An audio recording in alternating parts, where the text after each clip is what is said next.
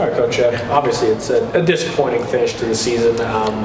Your guys seemed like they were right there. Yeah, I think both games obviously were tight and went to overtime. So as we know, the division was so close this year. And to me, there wasn't a lot of or a big difference between the top 6 teams really, and it went right down to the wire. And we could have easily won both those games as well. So they got the break in overtime on both nights, and but I loved our resilience, and our pushback. Obviously chilling tonight 2-0 and 3-1, and it was a fun crowd tonight. They were energized, and it's unfortunate we couldn't pull it out to get it to Sunday, because it would have been a much better evening, but I guess it just wasn't in the cards. Just on the crowd, I mean, is that kind of like a sign of what can be? I mean, we talk about having crowds like that all the time, and now we've seen it a couple games back to back. Yeah, we hope so, because it's such a great building, and it would have been really nice for the fans to see a win tonight, and even get a bigger crowd on Sunday, but certainly really enjoyed coaching in front of the fans tonight, and the overtime was going back and forth, and both teams had their opportunities, so just unfortunately we couldn't get the goal. Was that just kind of one of those nights where just the bounces aren't going well? It seemed like the Rochester goals, they were kind of just finding loose pucks in the right spot. Yeah, obviously you got in a little bit of penny trouble early there, and they got the first 3 power plays, and they're a team that we've talked about. It's very difficult to keep them off the score sheet. They had the 3rd best power play, and when you got guys like Quinn and Paterka, those guys are game changers, and there's a reason why those 2 kids in particular will play in the NHL, and so we got a little bit behind there, but once we got the momentum going, we got that first goal, and I thought we dominated the second period, and we're fantastic in the third period, and we got enough goals to get it to overtime. Speaking of kids who are going to play in the NHL, Ridley Grigg did not look like a player who hadn't played at this level all season. It's kind of a testament to what you have been saying about him going back to last season. Well, I would say, if I'm taking anything from these last 2 games, one, Robbie Urventi as a 19-year-old, for me, it's been a little bit, some ups and downs, but there's been a lot of growth.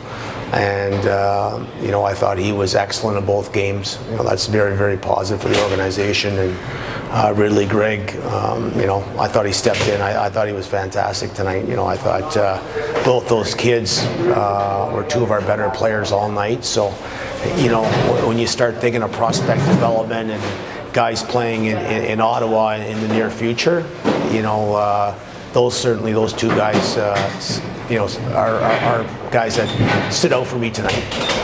You talked about getting into the playoffs and just how much it meant for the prospects. Even in the losses, how much can they take from these 2 games? Well, the intensity, even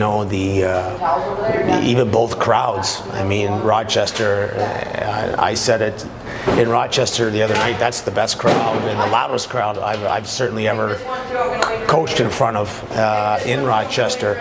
And tonight was very, very, very good for us as well. So just the intensity, you learn from that. And we were in playoff mode since February 1st, quite frankly. So we've played a lot of meaningful games down the stretch, and certainly it would have been nice to get it to at least game 3 or into the second round. But I guess it wasn't meant to be. But it does seem like the future is pretty bright for this club when you look at the growth that the young core of this team was able to make this season. Yeah, no doubt. And, I addressed the team briefly there. This is my 8th year as a head coach in the American Hockey League, and one of the best groups I've ever been around in terms of coaching. And certainly you got to give that to the leadership group as well, right? For keep dialing it in and I thought Agazino and Shazi and Hetherington and Sabrin and those guys were Williams, those guys were Leslie, those really 6 guys in particular were fantastic down the stretch and did a great job. And that's how you win, right? And you need good leadership, and you got to have good prospects, and we have both, but the division is it's a crapshoot, right? And Rochester, probably the week before you wouldn't even thought they were going to get in, and it's ironic that we helped them get in and then they eliminate us. But we weren't gonna like try to play Toronto, or we wanted to get 3rd place, and it was a tight series all season with Rochester, all 8 games, except for I think we beat them one time by a few goals, here at home, and then they got us at home 6-2. But other than that, we're talking really tight hockey games. So we knew going into it that this series could go either way, and whatever team got the best breaks, we're going to win this series. And you got to give them hats off. They're a good hockey team.